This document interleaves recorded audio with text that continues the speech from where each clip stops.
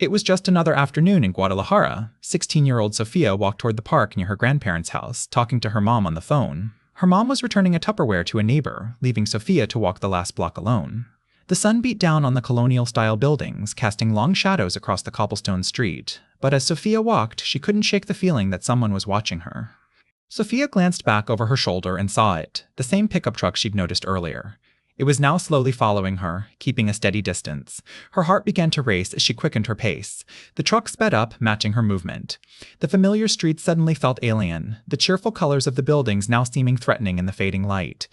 Sofia's pace quickened to almost a jog, but the truck kept pace beside her. The driver's face was obscured by shadows, but she could feel his eyes on her. Ahead, she saw the entrance to the park, safety just a few hundred yards away. But between her and the park was an alley shortcut she'd taken countless times before. Without thinking, she darted into the narrow passage, hoping to lose her pursuer.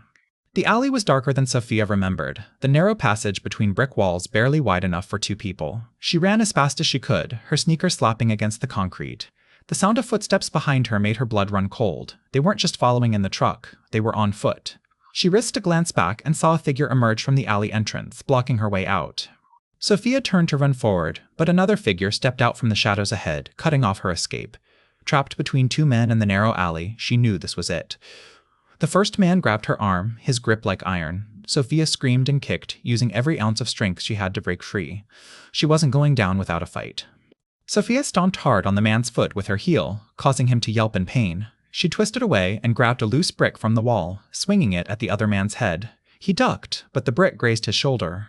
In the chaos, Sofia spotted a rusty pipe lying on the ground. She grabbed it and swung with all her might, connecting with the first man's face. He stumbled back, clutching his nose. Taking advantage of their momentary confusion, Sofia bolted back down the alley, the pipe still clutched in her hand. She could hear them cursing and giving chase, their footsteps echoing behind her. The alley ended at another street, and Sofia didn't hesitate. She sprinted across the road and into the park, her lungs burning, her heart pounding against her ribs. Sofia didn't stop running until she reached the center of the park, where she collapsed onto a bench, gasping for air. Tears streamed down her face as she looked around frantically, expecting to see her pursuers appear at any moment. The park was nearly empty, the few other visitors giving her concerned looks but not approaching. Just then, Sofia's mom arrived, her face pale with concern as she saw her daughter's state. "Sofia, what happened?" Before Sofia could answer, a car screeched to a halt at the park entrance.